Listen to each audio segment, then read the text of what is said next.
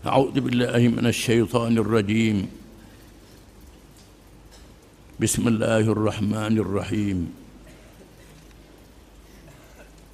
والشمس وضحاها والقمر إذا تلاها والنهار إذا جلاها والليل إذا يغشاها والسماء وما بناها والأرض وما طحاها ونفس وما سواها فألهمها فجورها وتقواها.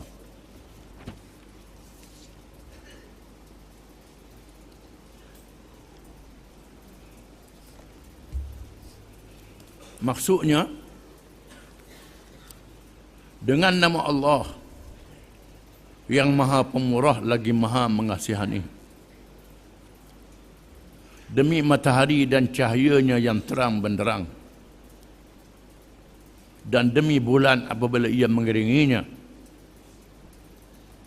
dan siang apabila ia memperlihatkannya dengan jelas nyata, dan demi malam apabila ia menyelubunginya dengan gelap gelita, demi langit dan yang membinanya dalam bentuk yang kuat kukuh yang melambangkan kekuasaannya,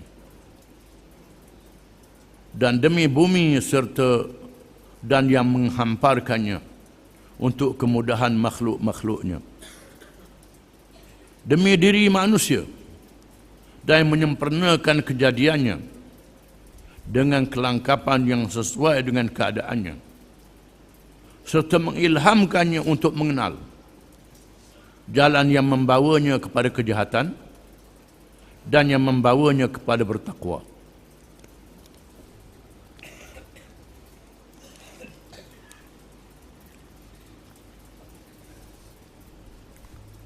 Ayat-ayat yang dibaca ialah ayat permulaan surah Asy-Syamsi. Asy-Syams makna matahari. Kerana disebut perkataan matahari pada permulaan surah ini. Termasuk dalam kalangan surah Makkiyah. Surah yang diturunkan di Makkah Al-Mukarramah. Yang menjadi kebiasaannya bertujuan untuk menguatkan iman, menguatkan akidah kepercayaan. Ketika Nabi SAW dan para sahabatnya radhiyallahu anhum menghadapi tekanan, kezaliman dan kejahatan daripada musuh-musuh Islam, maka Allah menguatkan keyakinan mereka, iman mereka, dengan ayat-ayat yang terkandung dalam surah-surah yang diturunkan. Surah ini dimulakan dengan Allah bersumpah dengan makhluk-makhluknya, menunjukkan makhluk-makhluk itu menjadi dalil kepada kekuasaan Allah Subhanahu wa taala. Bersumpah dengan matahari, dengan bulan, dengan siang, dengan malam, dengan langit dan bumi, dan dengan manusia, merupakan makhluk-makhluk yang menjadi dalil kepada ketuhanan dan kekuasaan Allah Subhanahu wa taala. Surah ini diberi penekanan khusus kepada diri manusia, menjadi tajuk dakwah yang dibawa oleh nabi-nabi dan rasul-rasul alaihimussalatu wassalam, yang berakhir dengan Nabi Muhammad sallallahu alaihi wasallam. Dan surah ini menyuruh manusia melihat dirinya sendiri, melihat makhluk-makhluk yang ada di kelilingnya menjadi tanda kekuasaan Allah Subhanahu wa taala. Surah ini mendedahkan kaum yang dilaknat oleh Allah taala, akhirnya dibinasakan. Kaum Samud yang membina rumah mereka daripada bukit yang dipahat, bukan batu-batu yang disusun, pasir-pasir yang digaul dengan seming, kayu-kayu yang dipaku, dipasak dan diikat, bukit yang dipahat. Dipahaknya bukit-bukit yang pejal itu untuk menjadi rumah. Dibawanya batu-batu yang besar dipindah ke lembah untuk menjadi rumah. Pada adatnya, tak boleh ditenggelami banjir. Tak boleh dipukul ribut. Pada adatnya sangat kukuh dan kuat. Apabila mereka melawan Rasul yang diutuskan oleh Allah, Nabi Saleh alaihi salam, mereka dibinasakan oleh Allah dengan satu tempik saja. Satu tempik saja, mereka menjadi mayat yang bergelempangan. Negeri kaum Samud dilalui oleh pemimpin-pemimpin dan peniaga-peniaga musyrikin Mekah. Bila mereka pergi ke Syam, mereka lalu di kawasan ini.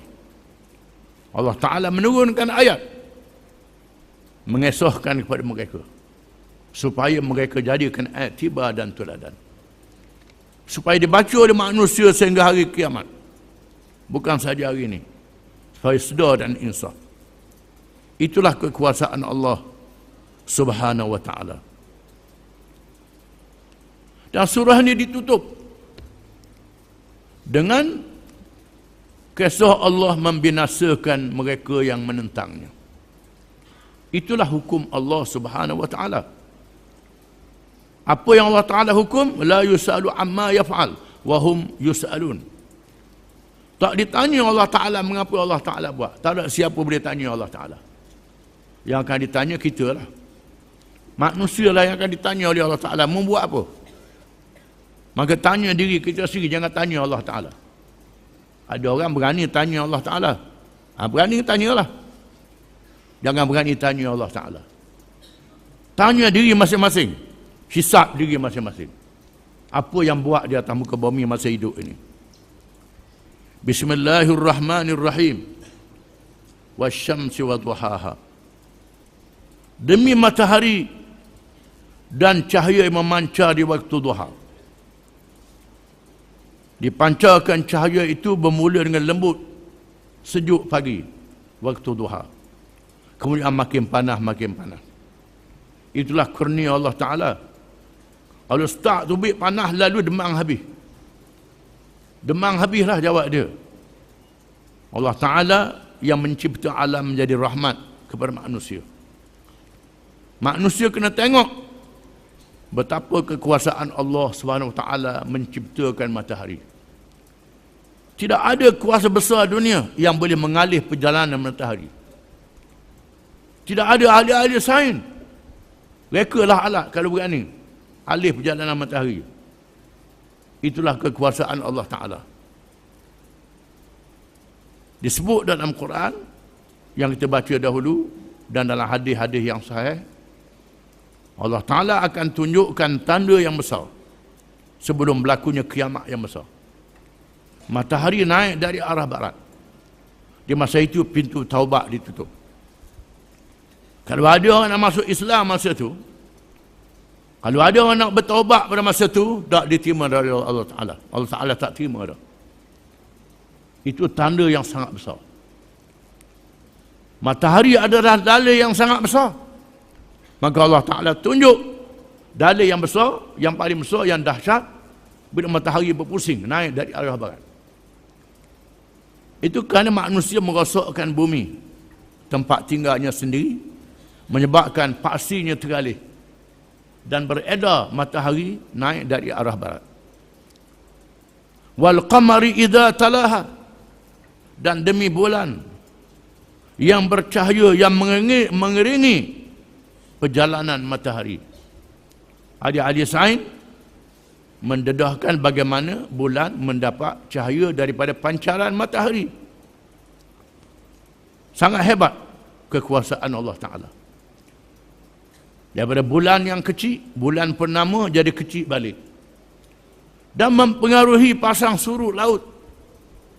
Orang ke laut yang duduk tepi laut, pelayar-pelayar di lautan, membaca arus laut, membaca pasang surut berdasarkan kepada peredaran bulan kecil dan purnamanya bulan itu. Pasang sekali besar, pasang dua kali kecil, arus ke timur dan ke barat. Begitulah pembiakan ikan, hayawan di laut sangat berkait dengan pancaran matahari dan peredaran bulan, menunjukkan bahawa semuanya berada di bawah kerajaan Allah Subhanahu wa taala.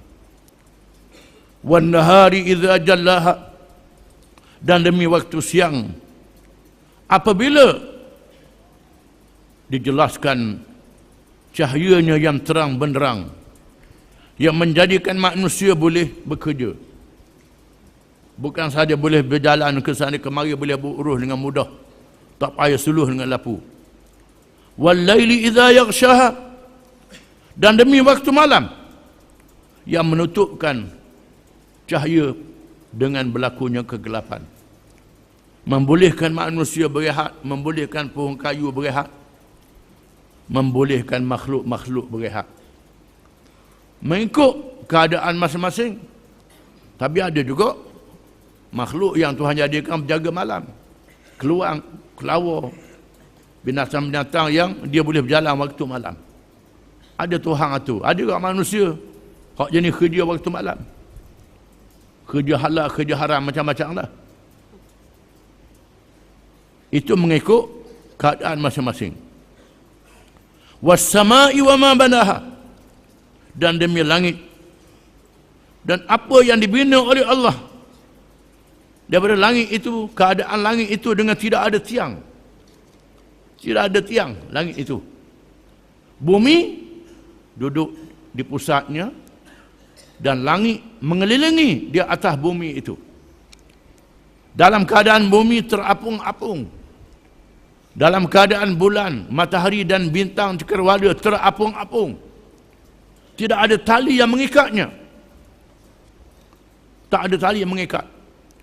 Betapa banyaknya bintang cakrawala yang ada di langit, macam pasir-pasir yang ada di bumi ini. Masing-masing bergerak di kawasan masing-masing dan tidak berlaga di antara satu sama lain, kecuali apabila Allah menarik peraturan itu, peraturan yang Allah Ta'ala tetapkan untuk melakukan kiamat yang menghancurkan semuanya dan dijadikan alam yang baru. Wal ardi wa ma tahaha, dan bumi yang dihampakan oleh Allah menjadi tempat manusia, binatang boleh bergerak di atas bumi, walaupun pusingan perjalanannya sangat laju. Sangat laju pusingannya. Kalau kita naik kapal terbang berlomba dengan perjalanan matahari, kita akan sedar bahawa perjalanan bumi ini cepat. Lebih cepat pada perjalanan kapal terbang itu.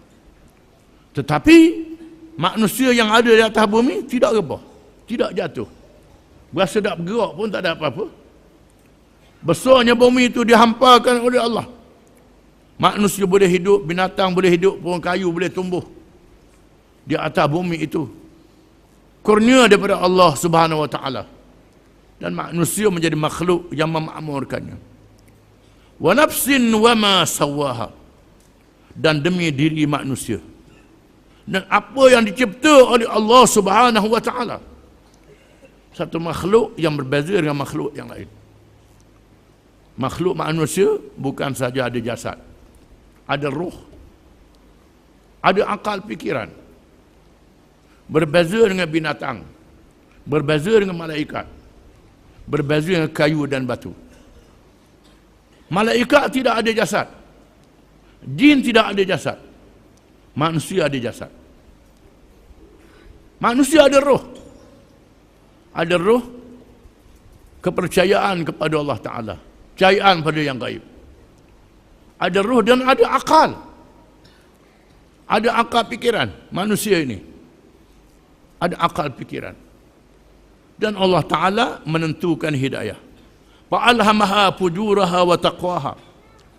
Maka Allah mengilhamkan, ada jadi jahat dan ada yang jadi bertakwa.